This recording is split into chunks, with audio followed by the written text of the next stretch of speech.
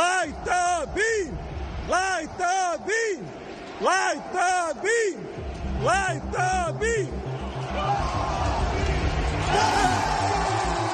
Oh, was that you or me clearing your throat? That was me. Oh, see, you're not supposed to be. You're the one that's supposed to be healthier now.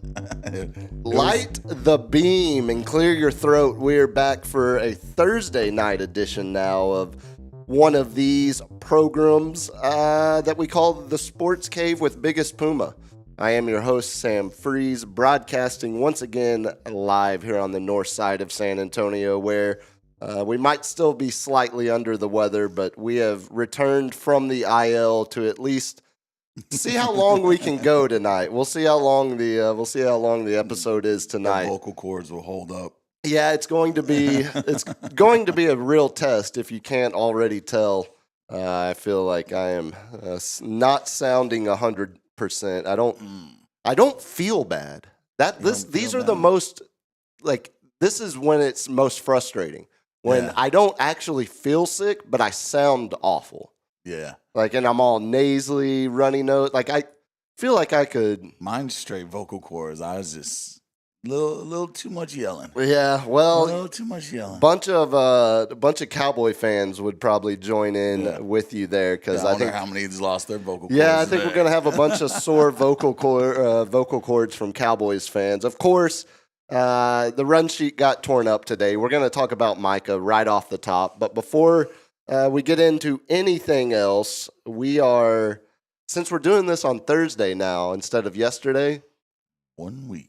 Exactly 1 week. 1 week. 7 days. 7 days. Next Thursday, NFL opening night, which if you looked at the line this morning versus right now, I think it's already moved 1.5 points. Oh, in the Eagles' favor? That's correct, yeah. Oh, No, boy. in Dallas's favor because they got Kenny Clark to stop the run, as Jerry said in his press conference about half an hour or an hour ago now. Going against the Eagles, you don't really have to worry that they are a run-first team. Yeah, no, it's going to be great, Cap. It's going to be so much They made fun. their team better, dude. Okay, your level of trolling is only going to be tolerated for so long because it is. There are a lot of different ways to think about the Micah trade. It also threw off my National Day I had a whole skit. I had a whole bit planned for yesterday was National Peach Day. I had peach cobbler for us all. We were going to enjoy it. It's one of my favorite desserts. I can eat a peach for hours. No, I'm kind of out on peaches too, so to speak. No face-off reference? Come on. Oh, I could eat a peach for hours. I'm highly medicated right now. You're going to have to cut me slack tonight. No momentum arguments of any kind because I am still under the weather. No, it is, ironically enough now, today is National Red Wine Day. So again, for all of those. As much of a alcoholic as I might be, I don't partake in the wine. Red wine is, that's like exclusively wedding. That's beverage. Like steak. I worked at an Italian restaurant, so that's steak, maybe some heavier fish or like something like that. But when the captain was he was a youth. He went to a college dorm room where they made homemade spectacular homemade white wine at 11 a.m. We were picking something up that may or may not have been marijuana. May or may not. THCA. Yeah, THCA. You're smoking reefers? Completely legal. And there was 2 gallons of this homemade white wine. And then there's a beer bong. And me and my buddy were a little crazy. And No way. We both beer bonged a gallon of homemade white wine. Killed me forever. Yeah, I could imagine. Worst hangover in my life. Yeah, I would imagine not wanting to drink any wine the rest of your life. I'm good. When I met the roommate, she had just gotten back. She lived in Italy had a white girl summer, lived in Italy for school. And all she drank for like the next 6 months was red, like cabs, like Cabernet. Yeah.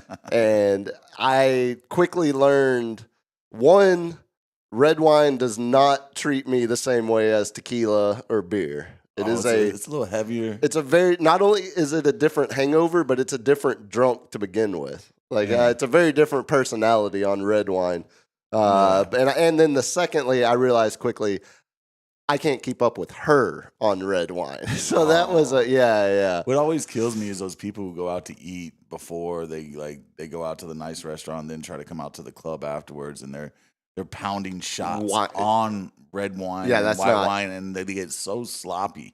And I'm like, dude, you're mixing like all of it. You know what I'm saying? No, that is a recipe for utter disaster. Yeah.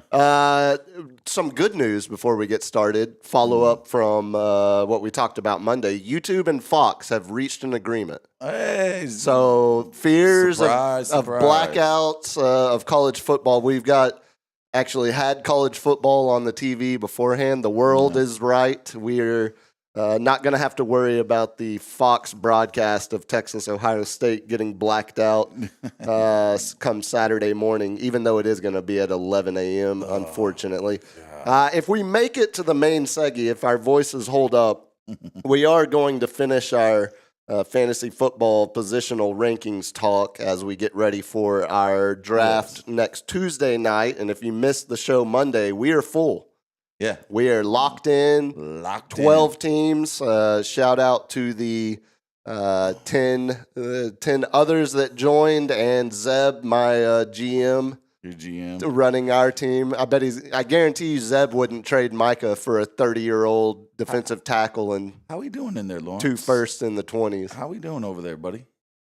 Are we having tech problems I on mean, Lawrence's side? The camera, We're testing some stuff out. Right Oh, now. okay. That's all. Oh, tell me what's happening. I can't see the, it. the camera just keeps on It's called switching. switching. Oh, The camera's switching when But you talk. But you gotta put it on the guy who's talking. I'm not switching. You're not The cameras are switching. Oh, they're doing it. So you have AI. doing I'm it. not switching. I wondered. The overlord cameras are is switching. Fucking Yes. is overtaking the I'm cameras. testing out a new And this feature is- here. Yeah, and it doesn't seem to be doesn't working seem to very be well. working at all. Well, it's it's- like every time he talks, it's on me, and I'm like, what the? Yeah, I'm tweaking the settings. Give me a second here. It's the first time I've used it. They just released this firmware update the other day. Wow. Well, and what Firmware. better time to roll it out as we're already under the weather? This, Yeah, it's this, fine. Yeah, this whole It's episode's fine. gonna be. It still sounds good and looks good. It's all gonna be a trial Oh, run. I was like, is this good? Then that's all we need, baby. Since I we- thought you wanted more FaceTime anyway, man. Yeah, there you Come on, go. man. That's perfectly fine with this Hey. side of the table. Hey, If we buddy. could, we just. If you need to lease one of these cameras out, LG, go ahead. We can just run a one camera setup. Oh, just have I've done it. Cap me. the whole time, yeah, in the New York Comedy Club there. Since we have a good connection with LG, I saw, boys, we're getting closer and closer to 500. We're up to 480 something now, I think. Hey, buddy. Yeah, almost single digits away. LG, tell the good people how they can support the program. Well, get us to 500 by hitting that subscribe button right there on your phone or your TV or whatever the hell you're watching or listening hard. to. Hit that repost button on X. That helps us out as well. That Gets eyes in front of us. And yeah, we also have buymeacoffee.com, which for some reason isn't working right now, but buymeacoffee.com/sportscavelive. Let me know if it works if you go in there because I got a weird email from them. Well, that's It concerning. might not be working right now, so What we'll was see the- about what was that. The email, like Yeah, how something weird about was you got to verify this, that, and that. I just saw it about an hour ago, but we'll see. Yeah. But once we hit 500, we don't got to worry about it anymore. So we also have an Amazon wish list if you are feeling generous and you have the means. By all means, don't spend your last paycheck on us. But Oh God, no! That would be a terrible investment. The Exactly. return on investment. would there is not no be- return. Yes, Yeah, well, there's no. I'm all for freedom. The if you want to content- spend your last paycheck, The that's on return you. would be or you can listen to Cap. I'm not. and I'm not going to tell you what to do with your literally, money. like, You're going to look at my gonna be watching groceries, my pockets. child support, gas in your car. Who needs any of those things? No, we need microphones. We need much more important. That's right. It's much that's more right. important. But you can check out the Amazon wish list. It's in the description below. Yeah, as soon as we want to get to that 500 so we can open up the super chats for football season because we do plan on having some Cowboys watch-along parties as well as some post-game shows along the way. And we want to interact with, a little bit more with our people listening live. Exactly. So And we need to, apparently, we're probably going to need to do it quick before everyone loses interest in the Cowboys when they start 3-7 now. So I've got a whole run sheet from what would have been last night's show. I mean, we could have done some St. Louis Cardinals poor attendance talk. Could have done some college football future odds talk. How about another edition of the X-Files? I found that Rampage Jackson the original suplex, one. the original. I sent it to LG. We've got that in the can. We've got a Spurs player that fought the whole country of whoever they were playing. I can't remember who it was because I'm sick. Oh, buddy, man. We had high school football talk we could have done. Oh, yeah. The Spurs named a new play-by-play radio guy. Oh, man. There's so much that we could be talking about right now, but instead, because of an idiot owner who makes himself the idiot general manager and gives golden quotes like there's no one that could effing do a better job of GMing the shit out of this team than I can. Because that guy runs our favorite football team, speaking on my behalf and all of y'all's behalf out there, except for the 3 Niners fans that Cap has and the Eagles fans that LG has on his side. I'm sure there's some Packer fans out there. There's a bunch of Packer fans here, actually. There's Packer fans everywhere. I'm getting mixed reactions with the whole Micah trade. Like, we gave up way too much money. 2 first round picks. From Packers fans? From Packers well, fans. that's idiotic. Like, first of all, if you're concerned, if the question is why did we pay him $47 million a year when instead of 43 or 44, okay, there's some argument to be made there. Yeah. But if you're complaining about what you gave up to get him, yeah, you didn't give up anything. That's stupid. That's idiotic. Late. Like, I mean, obviously, at best they'll be 20. Yeah, at best, or at best 25. they're mid-teens, but they're still. No, that's what I'm saying. Yeah. At best, like best bet, like Jordan Love snaps a femur, and then the backup snaps his other femur, and then they're playing Will Greer from the Cowboys practice squad at quarterback. God forbid all that happens. In the NFC Championship at quarterback, you know. Yeah, exactly. No, at best. They're not going to be anywhere close to the position in which they took Micah in the first place. Yeah. Which was giving overall. Micah, like, I always, like, whenever I talk fantasy, I'm like, you want to get that player that will decide you a game, like a game or two. Those are like crucial players. And in real life, it's kind of the same thing because Micah could decide a game or two sometimes. With a strip sack fumble or do a good, goes off for 3 sacks, totally dominates changes their offensive playbook because they can't stop them, so they have to run schemes on them all game. So I don't think they're getting anything. I think they're getting to 25, pick 25, 24, and like get 2 of those picks. I'm like, and Kenny Clark, the player they get back. That's not a lot. Like, why not trade him to the Jets where you might potentially get a number 1 pick? So I obviously am going to talk a lot from a Cowboys perspective on this, but I'm really curious from, Niners fan perspective.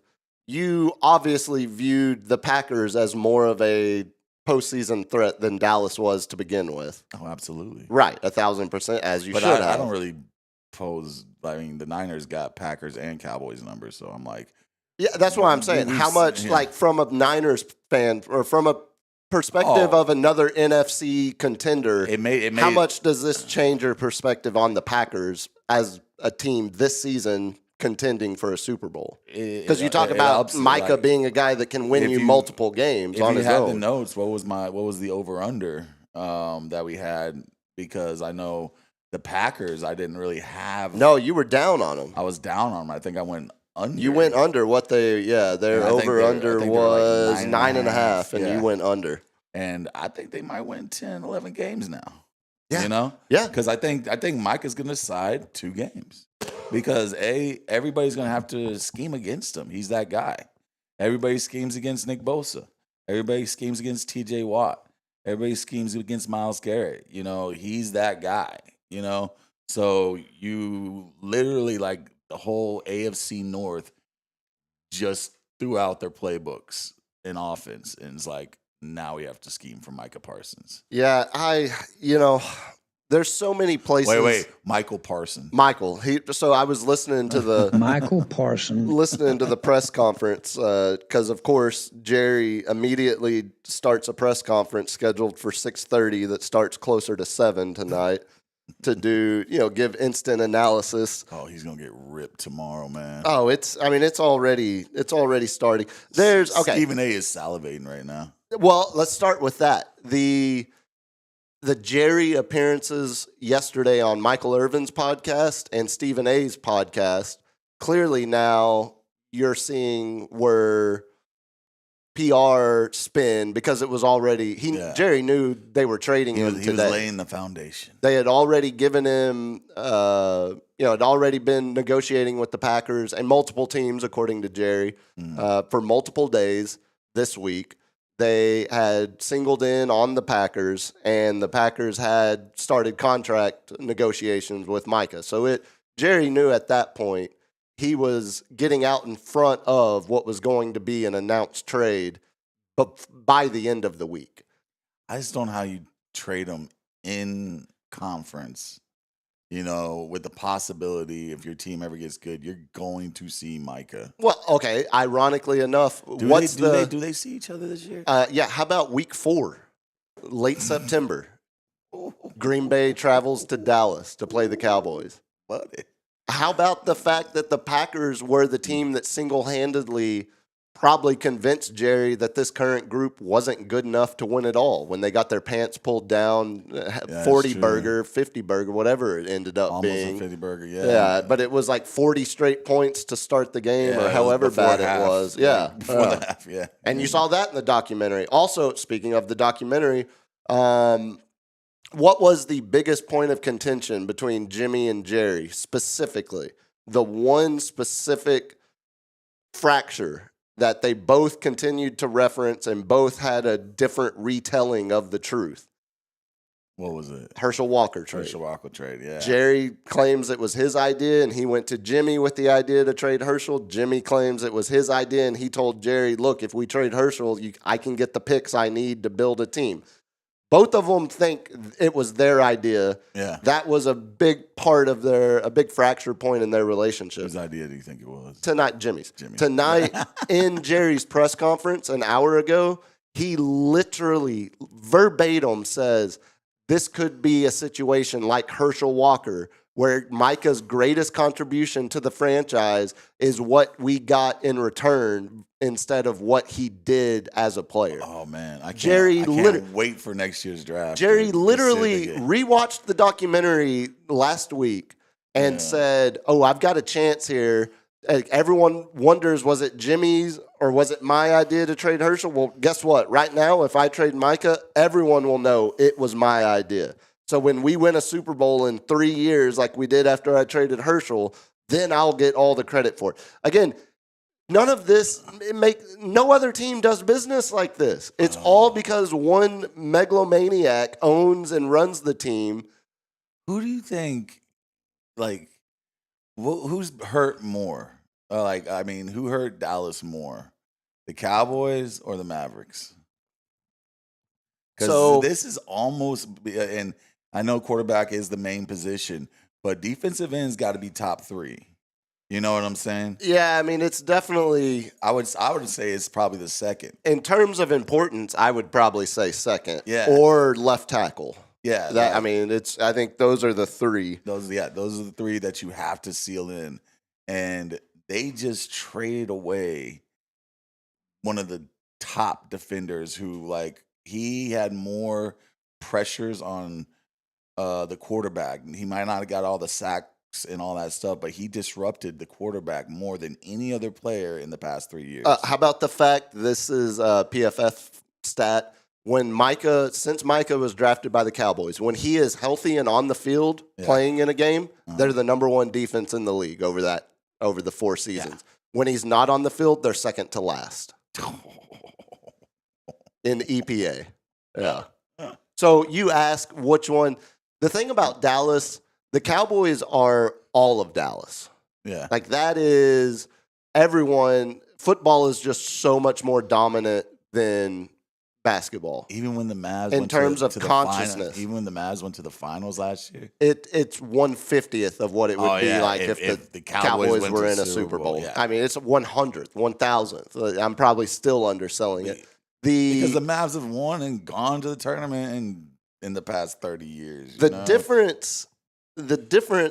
I mean, one, football's just more important. Yeah. But the difference in situation between the way Luka was traded, like the Micah one, Micah requested a trade. Yeah, that is true.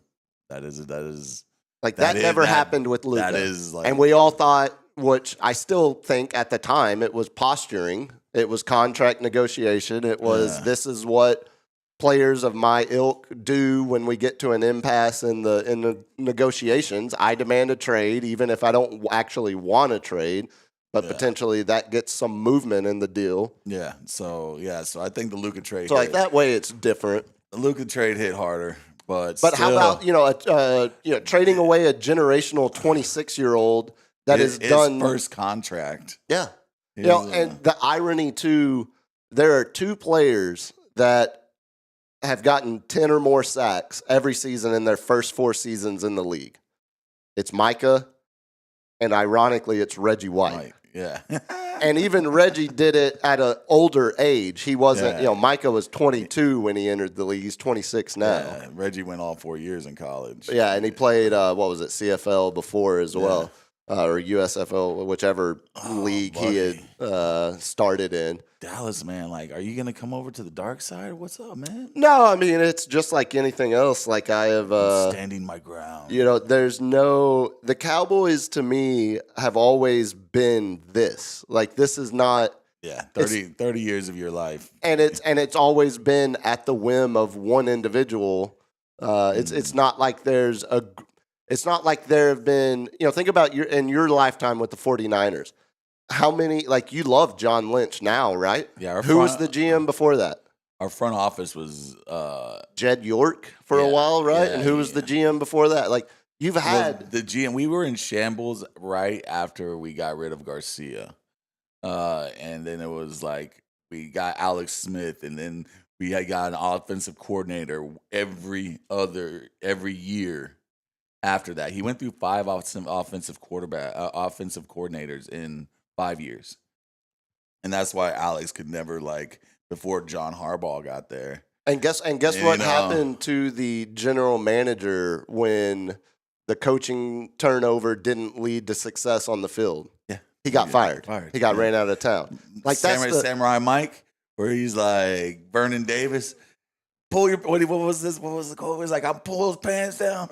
Oh God, yeah, Singleton. Yeah, but my point is when every other organization when things do not go well on the field, there is a new brain trust that's brought in to fix it. Yeah. So as a Cowboy fan, my entire life, having seen no indication that I should have any faith in the brain trust that is not going to go anywhere until maybe Parcells, 6 feet under. When we thought Parcells was going to be the strong enough, just as Jimmy was to, and Parcells stand up to fucking. That's the Jerry. closest. That's the closest we've gotten. Yeah, and that as close or as separate as different as Parcells was than Jason Garrett.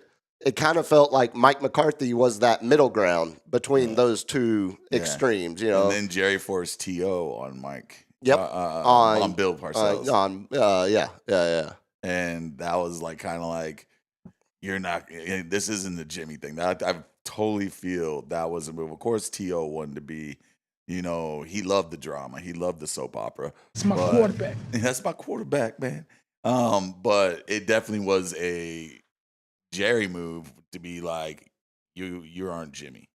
and he kind of like stuck his finger in Parcells' Oh, for eye. sure. And who knows know? what he told Parcells to get him to sign the deal to begin with, to come and fix the mess that Parcells specifically was hired without Jerry saying as much to come in and fix the mess that Jerry had built that had gotten so bad. And then they got lucky with Romo and an undrafted free It was a agent miracle. quarterback, a miracle. It was a miracle. Goes a long way to also fixing that. That's why when you ask me, is there ever any consideration that an event like trading Micah could lead to a change in fandom? No, because this is just what it is to be a Cowboys fan. Yeah. And time out. I will say this. Something is clearly different with this situation than any of the ones in the past because Micah is far from the first Cowboy to play contractual hardball with Jerry. Yeah. He's the first one I can think of that actually got traded, though. You know why? I got a theory on this is because if he sat out, he could have sat there and paid all that fine money with his podcast money. And you know how much, sure, yeah. You know how many more listens he would have got on his podcast if he sat out all year? Like How he many more threatened to do? sponsors that would have wanted to be on advertise that. because of the Millions and listenership? millions and millions and more people would have been listening to Micah Parsons because they're like, maybe he'll come back and rescue us. Yeah, and he's You not know? replacing like the. Emmett was when they lost the first two Sure. games and then they finally made the deal. Oh yeah, can you imagine what the listenership would have been like if Micah had sat out after week 1 when the Eagles smashed the Cowboys? Micah's listener, like the podcast would have had as much as Kelsey's and T Swift. The Swifties. The Swifty podcast. I don't call it the Kelsey podcast anymore. That's a Swifty podcast. Yeah, no, that's Travis Swift at this point. But something was clearly different, and it could be Micah pulling Jerry's pants down metaphorically by acting like a child on the sideline, laying on the trainer's table.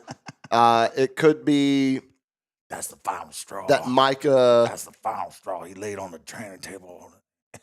claims that Jerry's version of what happened back in March when Jerry claims Micah came to him to have the negotiation. They ironed it out, and then Micah has then switched to no, you've got to talk to my agent. Which if that's the turn of events, Micah shouldn't have initiated contract negotiations without the agent. Yeah. But also Jerry should have still said, this is a generational talent. I'm not going to hold this against him. He should, like we've talked about before, like Jerry I don't think there's should always be negotiating with the agent to begin with, not the player. I don't think Jerry made him sign an NDA on the contract negotiation finale that him and he did or whatever. So I'm hoping that he breaks that news to be like, Jerry offered me this. And then the Green Bay offered me this. Yeah, I am curious to see how much exactly, how far Micah peels the curtain back and how much he does talk about specifically Jerry now. Because I could also see Micah saying, that was in my past. I don't want to talk about it. I'm in Green Bay now. You see that from Micah Parsons. Get out of I here. think now that Green Bay is paying him $47 million and a then they year. go over there and tell him to shut up. Exactly, and Green Bay's the kind of organization I kind of do. I hear you. Do you think they got that hold on him? Like he just seems like a wild card to me. Well, for sure, He's a but wild they card. did just make him the Way highest higher. paid. Yeah, and He not. just didn't get like a notch above TJ. No. He He's went up to a different bracket. Yeah, he's making $4.5 million more basically. He's making more money than half the quarterbacks in the league. See, and that's the other thing. So, even if Dallas had signed Micah to a deal that would have made him the highest paid defensive player or highest paid non-quarterback, but wasn't $47 million, but was closer to the rest of the pack there, TJ and Miles. Yeah. Dallas would have then had the highest paid quarterback and the highest paid non-quarterback on the roster. So for the section of Cowboys fans that want to point to that as a reason, like, look, I'm speaking as that section of Cowboys fans that say trading Micah is not the end of the world because locking up that much cap space between him and Dak would have handcuffed us for half a decade. Okay, so let's follow. You wouldn't be able to sign Pickens. Hold on. We're going to get to that too because that's funny. Let's follow that line of thought. So if you're telling me you knew, at what point did you know Micah was going to demand the highest non-quarterback contract in the league? Year 3. Exactly. So if you already knew that after year 3, sign him before he gets to year 5. Again, those are your options. Either sign him then or trade him then. Or trade him this past March. If you trade him on draft day or draft week, we got 3 first rounds from a shittier team. And exactly, and and also, what do teams have more of in April than they do the fucking week before the season starts? That's cap space, Cap. They have cap space. So teams that might have been interested in giving Micah a contract like this would have had the room to do that. Be like, we'll give you $3 million more than TJ. Exactly. Like, again, I had it right here. The Cowboys are always half a year at minimum behind on their business. Because business they're doing now, they should have done in April. 24-hour soap opera. That's exactly right. Not just 24-hour, but 365. 365, yeah. It's exactly right. And again, so when you ask me, Jerry has never been enough for me to change fandom. But that also is why it's full nihilism now. Because this is just what is their operating. Come out in support of Hezbollah. I don't know. Like it's got to be more than Hamas has some good ideas. Yeah. Well, look, we love the Palestinians. Hamas not so much. No. I mean, there's no. There really is no. Thank you. There is no line that you could. Get me to change because that's just. I mean, it is what it is. I don't know what to tell you. Down, man. Yeah, it's not. It's done. It's not going anywhere. But that's where I'm still always of the belief when you're a team in a situation like this, even going back to the Luka trade. Like, yes, are there warts? Do you not like Luka's effort on defense? Do you not like him yelling at the refs? Do you not like Micah's podcast on the side? Do you not like the fact that he hasn't really taken a leadership role outside of saying he wants to be a leader like Zero? If you're bumping your gums talking about how you're running shit, you're not really running shit. What have we seen to actually show he's talking all that locker room talk on air. Right, and he's doing it, and specifically as soon as Jerry says we need guys to be leaders, well, then Micah vocally starts talking about, it's like the warts are there on both of those players. Yeah. But if you're going to tell me that's your justification for trading a guy that has all of those warts, but is also a 30-point triple-double every time he walks into the gym, there's a 50-50 chance that happens.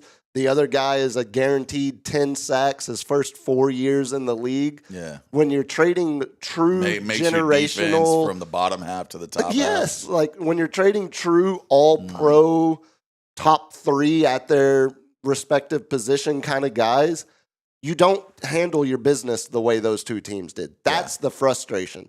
So if you're in that sect of fandom that says, no, I'm okay with the idea of trading Micah, I still tend to fall on I want the all-pro guy, because what are the Cowboys now going to be chasing with those 2 extra first-round draft picks they have?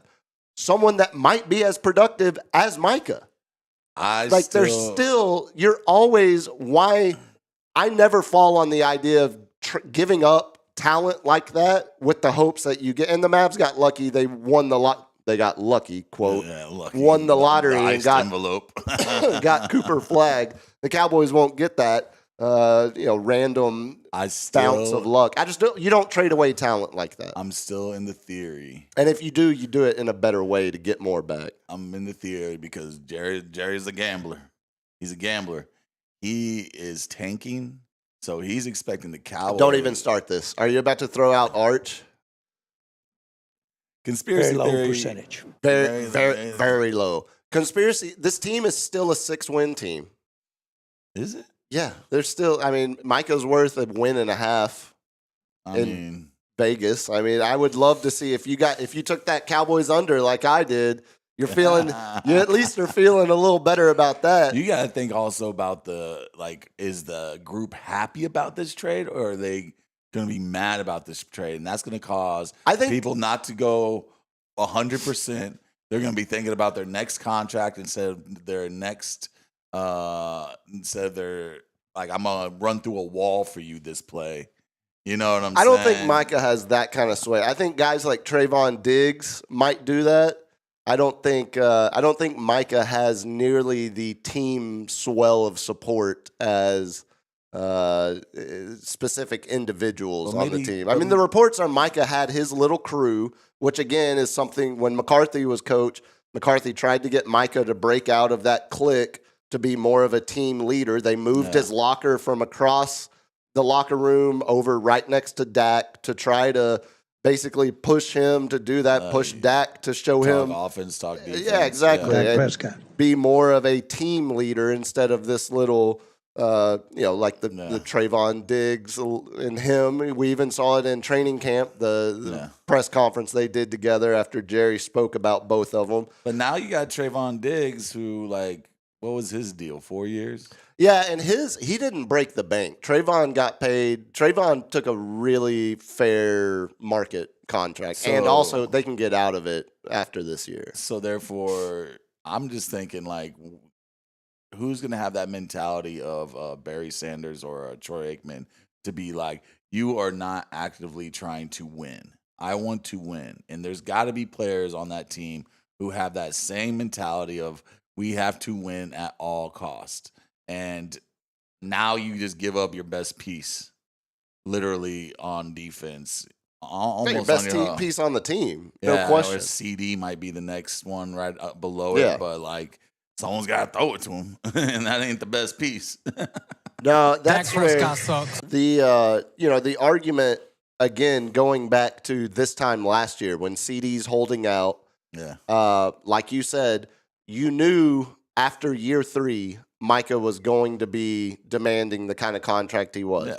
You had a decision to make because you delayed the CD decision. Again, you can trickle all of these back and deals that should have all the way been back done. to Zeke. Pretty much, exactly. But Zeke knew. He saw the writing on the wall. He's like, if I don't get my bag now, the way the RBs are getting paid, sure, I'm not going to get a bag. And which is interesting again to me. Zeke got the bag, but Micah didn't. You could argue that is insanity that a running back got the bag. No other team would have done that again. Yeah. Like the mantra for today is there is only one NFL team that would conduct their business like we saw today. Yeah. And that's the team that conducted their business like we saw Zeke today. took a page out of Emmett being like, look, I won Rookie of the Year. I led the NFL in rushing 2 years in a row. I need to get paid, and Zeke also saw Dak's deal coming up and saw the line potentially where if he didn't get his money that summer, next year they were going to say, well, we'll franchise tag you, but we won't give you. Yeah, he was seeing what all the other leagues were doing with running backs, and it's like, we're going to franchise you until you're 27, and then you're not as good as you used to be. But then that would also have to be based on the assumption that the Cowboys would do business like every other team in the league. Yeah. They did turn around and learn their lesson and do it with Tony Pollard right after they learned it the hard way with Zeke. But there's at least one example where the Cowboys kind of learned from their mistakes. You mentioned George Pickens and some of because now the Cowboys spin. Also, it was reported Jerry apparently told Micah either play on the 5th-year option, which is what because this is different from a franchise tag situation where both the owner, the team, and the player have to sign a franchise tag contract. Yeah. This was Micah's 5th-year option. Mm-hmm. So Micah had no choice. Yeah. He was under contract, which he also knew, which is why he pushed the leverage to try to get it done now. $25 million? No, it's like somewhere. What? Because he was also fighting with the NFL trying to be a trying to be a DL linebacker instead of an edge, because linebacker actually was getting more. No, I thought the edge was getting No, surprising, because it was based off last year's salaries before the Fred Warner got the bag last year, right, and before all these edge, before Myles Garrett's and T.J. Watt's deal kicked in, because so. But like I said, he's probably making that much money on his podcast, Right. And so what he was saying is, if I gotta sit, I'm gonna make the money. Like, I'm not gonna be broke, you know. But he also was leveraging. He was threatening to sit to leverage to get $47 million, or at least somewhere in the mid 40s. I think he was trying to get 45, and then the Green Bay just said, "Hey, we'll break the bank. I'll be curious. 47. This is you can't say no to this offer." I'll be curious to see what more we learn about how that whole negotiate, like when actually it did start, and how it came to a conclusion. But the reporting now is that Jerry told Micah, play on the 5th-year option or we're trading you. Stepping on his foot. And right, again, like if you're Jerry, you knew that was your position. Yeah. If that was your position this week, you knew that was your position on draft day in April. Yeah. Or in March when the calendar year started, when the season started, when the new year rolled over in league office. Like all of the leverage that Jerry openly gives up in negotiations to maintain that level of soap opera throughout the summer. It's so infuriating. It's so infuriating, especially when you get solid reporting like that. Yeah, there's also, and I'm reading in the chat, like, but also, Greg brought up a good thing. Maybe it's the years. Like, Jerry wanted 5, but Michael wanted a 4-year contract so he can get that another big contract, when the cap rises and all the money rises. Because, like, the NFLPA talk, every 2-3 years about the cap or something? And I think it's coming up this year. Yeah, I still think if Jerry has shown, if nothing else, over the years, when Jerry wants to keep a player, that player stays a Cowboy. Mm-hmm. So if it was a difference of 4 or 5 years, if it was a difference of 44 or 43 and 45, that's why I say something about this is different, because all of those hurdles in the past have been successfully. I got a theory. He was jealous of his podcast. Jerry goes on radio every 5 days a week. I'm not so sure that's a crazy conspiracy. I'm not. He was jealous. He was jealous of the podcast and the success that Micah was getting with it, and he was going to be the next football star. If it wasn't if Shannon Sharp didn't have all that drama. I don't know how the Shannon Sharp Ocho Cinco one's going. But Micah was like right up there, and then the Kelce's got $100 million? For their podcast deal. For the podcast, Micah was going to be right up there, probably getting $80-100 million contract too. And I was trying to find my notes. I remember when we first started talking about the Jerry and Micah negotiating process.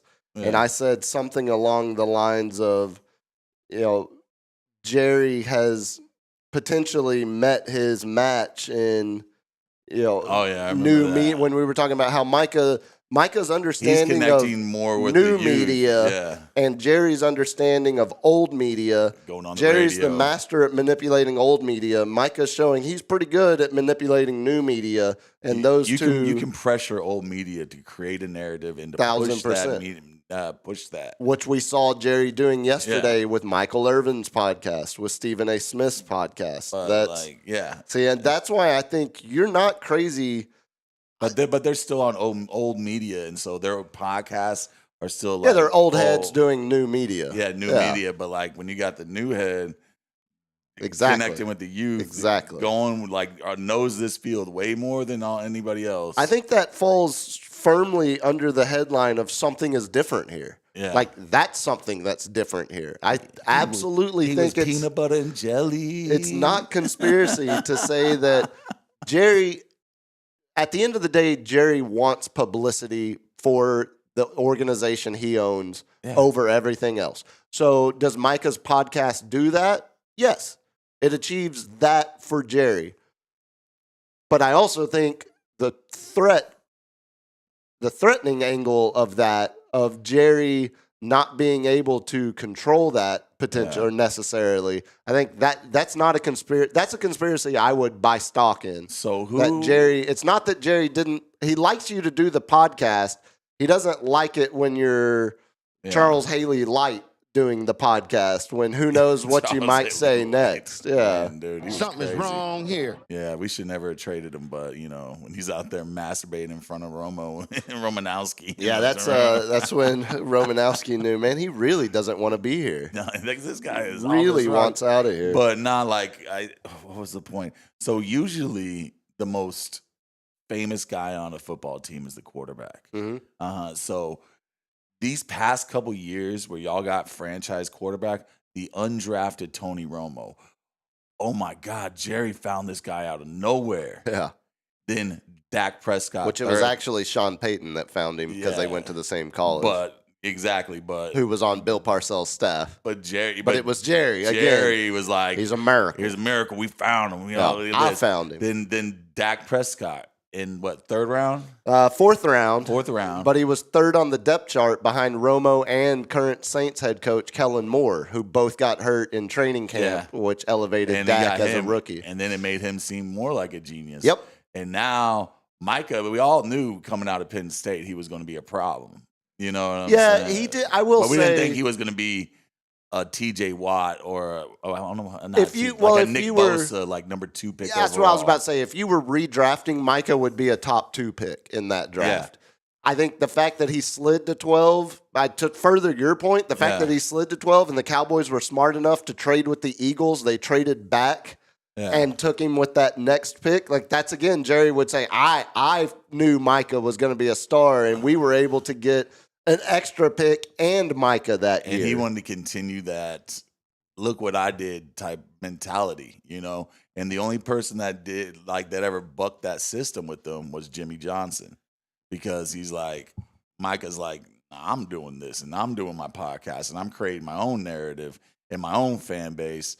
And it's not about the star, it's about me. Yes. You know? I don't need your star, Jerry. I'm the star. Yeah. I'm the only star I actually care about. Yeah. The one on my helmet I care about because you pay me. Exactly. Yeah. And I do think, I heard some people talking about how Micah was never really a Dallas guy. He was always at 76ers games or wearing a LeBron jersey to Mavs games. Like he never, Dak goes to Rangers and Stars games, and it's like, okay, spare me all of that. LeBron wore a Yankees hat when he went to New York and stuff. And I think that's more of that new media or like that new head mentality of like, no, I'm not just going to instantly become a fan of every team in this market just because I play in this city. It's like, why are you a Niners fan and you don't live in San Francisco? I don't need to live in San Francisco to root for a team. I'm a Chelsea fan, and I've only been to London once. Oh, didn't even fancy. see the stadium. Yeah, fancy. Man, there was something else you just said about thinking about. I've got a couple more notes to get to, but there was something specifically you had just said. We were talking conspiracy. Oh, conspiracy about him being the more popular. And the only one to buck the system was Jimmy, and maybe it'll come back to me. You did mention George Pickens, so Jerry is now spinning it. This is what it was. I also don't think it's a conspiracy to 100% say that Jerry watching that documentary changed the way he negotiated this deal. Yeah, he wanted that fire back. He wanted that control that he thought he had. Exactly. And Will McClay and Steven had clawed some of that away from him. This is the equivalent of if Steven doesn't tackle him, Yeah. literally physically tackle him You got Johnny to Manziel. prevent. This is drafting Johnny Manziel instead of Zach Martin. This is Jerry saying, "Guess what? I know y'all all think I'm just living off my accomplishments from the '90s. Here's a whole documentary showing it, but now I'm about to show you who's still really in charge. This is because I would like to think Will McClay probably doesn't agree with this decision. I wonder what his son thinks. I wonder what about Steven, this. that's what I was about to say. Like, I honestly. Did he push him up against the wall on this one, too? and Jerry squirmed away this time. I don't know. I'd be really. I mean, I'm doing it, damn it. I think because it's the Cowboys, we'll get plenty of reporting post on. We're gonna get two completely different Oh, narratives. for sure. So yeah, I don't think it's conspiracy at all to say that Jerry watched that documentary and said, I have a chance to make this my final Herschel Walker moment. I want me some glory hole. I'm on the way out. I'm going to That do. man's putting all 3 inches in that glory hole. Yeah. Well, Maybe he's packing. Yeah. No, you mentioned Pickens though. It does. The narrative now is, well, with this money, Tyler Smith should be the highest paid guard in the league tomorrow. Mm-hmm. Get that deal done right now, and don't leave yourself in because he's Paying the him next. $5 million more a year. Tyler Smith is the next name that they're going to drag along, like they did CD, like they did Micah, Dak, all of them. He's going to be the next. You don't get as much run out of an offensive guard. Yeah. Dragging those contract negotiations out, but because he's so good, I think that's the obvious one that they're going to mess with now. But they're gonna mess it up and give Pickens money. So I definitely think Pickens gets paid now. He's gonna want a Tyler Ayuk. He's gonna want wide receiver 1.5 money. Yeah, he wants not wide receiver 1, but not wide receiver 2. He's gonna want $40 million. I guarantee you. No, it won't be that high. It won't be that high because the wide receiver it's higher numbers now. Did you see Jamar Chase's contract? Yeah, but you're talking. That's what I'm saying. Like that's like CD asking for that. But he was number 1 over there, and now he's with CD. Let's see if they comes can. the first big sneeze. Oh man, do it away from me! Don't do it away from me, big. Okay, no, it went away. God, don't put that germs on me, bro. Come on, It's now. gonna come back. Yeah, Yeah. Jamar Chase. See, but Jamar is the only one at 40. Jefferson 35, CD 34, Metcalf. I think you're Ayuk at 30 million. Yeah, that's the number. 30 million. Yeah. 4 years, and you got 120. Well, yeah. I mean that's the number probably. Yeah, But guess what? but I think he's gonna want more than that. Honestly, I think he's gonna want 35 or something like that. Yeah, I mean, again, dependent on what the season looks like, what he, what kind of numbers he puts up. But the funny thing specifically about Pickens, guess who his agent is? Drew Rosenhaus, No. Micah Parsons' agent. Buddy. Literally, Pickens' agent. It's not Mulligetta specifically, But it's it's another agent at that same agency. It's the Athletes First agency. Oh, man, so they're Pickens gonna is be so literally bitter. represented by the same agency house. And he's literally going to be like, look, if you don't want to put up with this bullshit, we'll get you somewhere else. I think money always speaks louder than anything else. And I do think the Cowboys, if Pickens has a big year, I think that is the obvious choice for where Micah's money, a big chunk of Micah's money goes. Because I think they would, Deron Bland is the other name that pops up. I think they would be much more likely to give Pickens big money than they would Bland big money. And the Tyler Smith one just feels like a given. But I thought that was hilarious when I saw.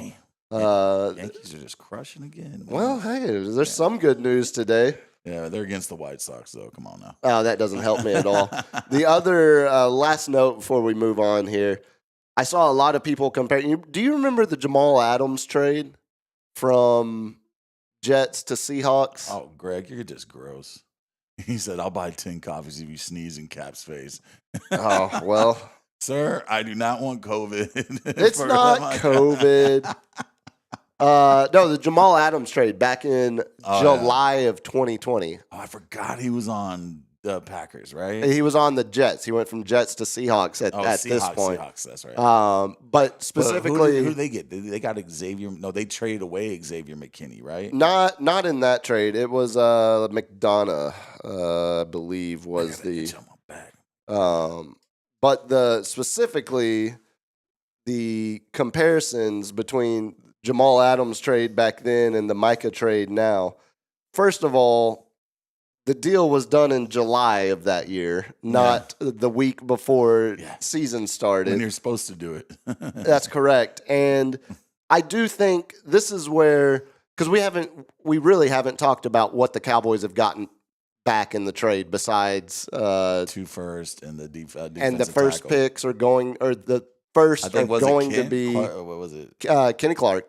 Kenny Clark. And I was like, Clark Clint? so Clark he, Clint? Superman? I mean, he's an all-pro defensive tackle, but when he entered the league, he was 20 years old. He was in the 2016 draft class, same draft class as Dak.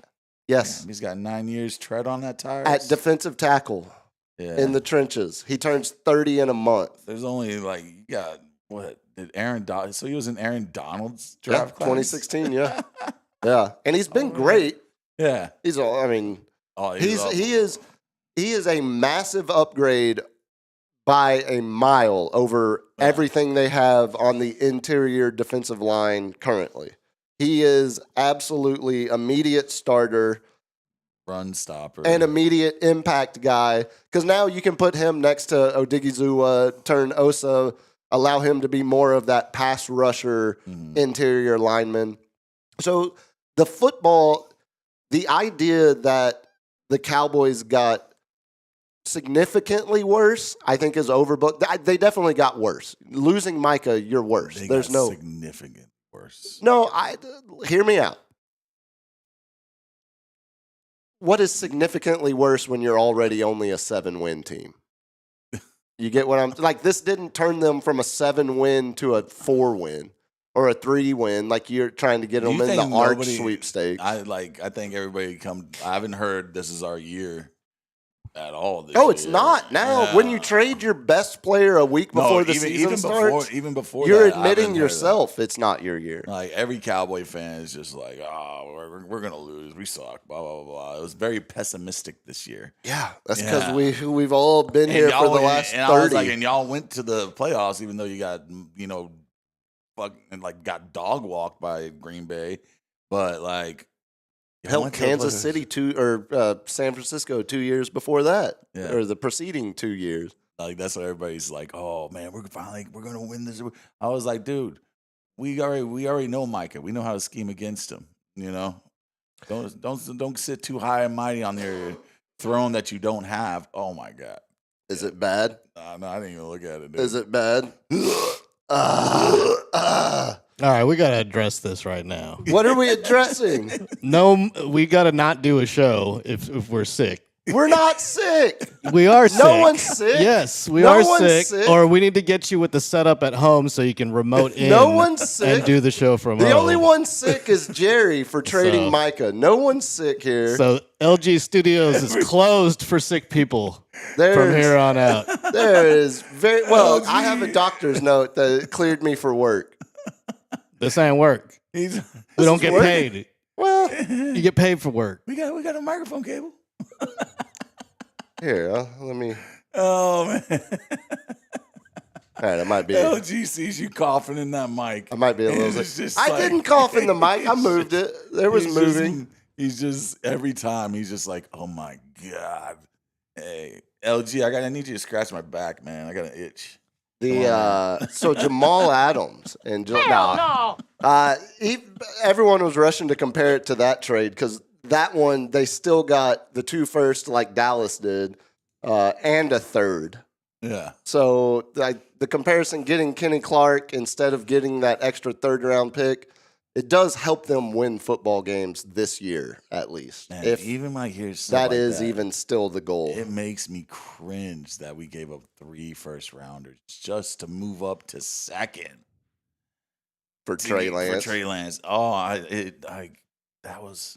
was like, oh my god, this is gonna be awesome. And then I'm like, wait a minute, this is the stupidest trade in the world. And yeah, I got to live with that one. But you find some gold on Mr. Irrelevant. Yeah, I The think one, the legend of Brockthaniel Purdy if is writing itself. if the Cowboys 30 end for up 30. drafting the odds of the Cowboys drafting anybody that does what Micah has already done, the odds of the Cowboys getting a 10 sack for 4 seasons guy in the late 20s. That's hitting a 00 on the roulette table. Yeah, it's pretty low. So I mean, Yeah. I don't think you can, as a Cowboy fan, sit back and say, no, I'm happy they traded Micah and I'm satisfied with the return. Even if you're happy they traded Micah, you got to be. It's the same way with the Luka. Like, you're happy. Yeah. You didn't like Luka. You wanted him gone. Yeah. Okay, you got your way, but you can't be happy with this return. And it's No. just, it doesn't match up with what you're giving up. I mean, you got to look who has really broken out and is a late 20-plus rounder that, Oh, they're there. But I mean, it's just it's usually second-year breakouts. Yeah. It's not first year. Like maybe Puka Nacua. What was he? Like, you usually find those crazy ones in like the second and third round. Like, Yeah, and I think it's, right now, a guy that is going to be expected to pick up a lot of the slack with Micah gone is the Cowboys' second-round pick this past year, Donovan Ezeraku, the kid out of Boston College. So, I mean, I think final thoughts on the Micah trade. One, wouldn't have done it. Wouldn't have done it. But if you're going to do Wouldn't it, be kosher. would have done it 6 months ago. Yeah. And at the end of it, if you get a guy getting with one of these picks that is as good as Micah, I would probably pay them before they get to their 5th-year option. Those are the 4 takeaways. Maybe even before here. the 4 year. Maybe even before that. Yeah, and maybe be like, we want you this much. That really tells a player something. Like when you're ready to give them a bag before they're even out of their rookie contract. So and then without even going for the 5th-year option. Yeah, not the way I would do business, but alas. Oh, Cowboys. They never cease to amaze Cowboys me. gonna cowboy. You boys want to do any lightning round, or you want to just get out of here? It's up to you. You need to get out of here? I might be about needing to get out All of right, here. let me just give some fantasy news to y'all. We are doing the draft live. It's gonna start. The draft room opens up 30 minutes before we draft, and I set it up at 8:15. So we're gonna go live at 8. We're gonna be able to sit there and see our draft positions. Like when it opens up 30 minutes before. How are we assigning draft position? It does it automatically. Oh, I need to be in the room when it does it automatically. We Yeah. need to verify that no one's getting screwed. The draft room will open. Like, I can't do it, man. I had one of my buddies still, like, to this day, had a Yahoo stat correction during the playoffs from the semis to the championship, and it was like 6 points. And they did it on a Thursday, which they usually do stat corrections on a Wednesday. And he swears I did it. Well, That was one of the years I won. And I was like, how could I do that? And he's like, you called up Yahoo or did something. yeah, And you I'm called like, Yahoo, Mr. like, excuse me, come Mr. on. Yahoo. Yeah. Like, no, I'm trying man. to screw over my friend here. Yeah, no, it was just like, I don't know, like 3 players had stat correction. He had all of them. But anyway, 30 minutes before at 7:45, the draft room will open. You will know your order right then. You can prep your order. Please do mock drafts. It will help you immensely. It will make you see players where they're positioned, and hopefully you don't pick anybody who, is suspended Or real take early. a kicker in the first round. Hell, go for it. Hey, man, wild card. One of my buddies, what was it? His first pick was Jalen Waddle 2 years ago, and he's not even the number 1 receiver on Miami. Yeah, And he took that in first overall. that seems And like we're a rough foundation to build all on. right, so, but we will go live at 8, and at 8:15 we will start the draft, and it's going to take about an hour and 15 minutes. And I'm going to set the clock at 1 minute so we get through it fast, so we can make sure that we do it live. All the picks will be on here. And then we're still going to do shows Wednesday and Friday, right? Yeah. Yeah. Okay. Yeah, Wednesday before before the Cowboys Eagles opener, and then we're gonna do a post game show after that. But have any questions? I set all the league settings on there. We're doing rolling waivers, which means once you use it, you go to the bottom at 12. Waivers are you put your waiver in before Tuesday at 2 a.m. That's when or Tuesday at 12. That's when they shut down. And basically, any player that's on a free agent, you get a chance to get him before anyone else if you have a high waiver. But once you use it, you go down to 12. And that's a rolling waiver. And trust me, fair. You win or lose championships with waiver pickups. There's always a breakout wide receiver. There's always a hurt running back. There's always a hurt quarterback. There's always a breakout rookie quarterback, So kind of like keep that in mind. Handcuff your backups, especially running backs. If you're going to pick up Christian McCaffrey, might as well think that in the 12th, 13th round, pick up Brian Robinson Jr. or Isaac Guerrero, because if McCaffrey gets hurt, which he won't this year, you have a solid running back on your bench. So that's if you have any questions, feel free to email me, DM me. I can see those a lot easier at the Captain's Chair 210. And email is thecapitan210, TheCapitan 210 And we got everybody in the league. We're set. Go to league settings to look at the points. And yeah, man, hide your kids. Because there might be a little bit of cussing during this little thing. Come Tuesday, yeah. That might be a little PG-13, I'm curious to see. I need to get on the same page with Zed. I'm curious to see what our strategy is going to be and how I can contribute to the overall success. You just sit there and look pretty. I already told him I'm going full Jerry Jones. This is if you want someone, you're gonna veto his thing. Oh yeah. No, we're going full Jerry. Well, on that note, LG, get us out of here for the night. Shout out Dan Weiss. Shout out Steve Spriester. One on the way out, one on the way in. Congrats to both of those guys. We will be back Tuesday night. Enjoy Labor Day weekend. Enjoy the college football slate. Y'all be good. Be well. Not sickly. Peace. LG.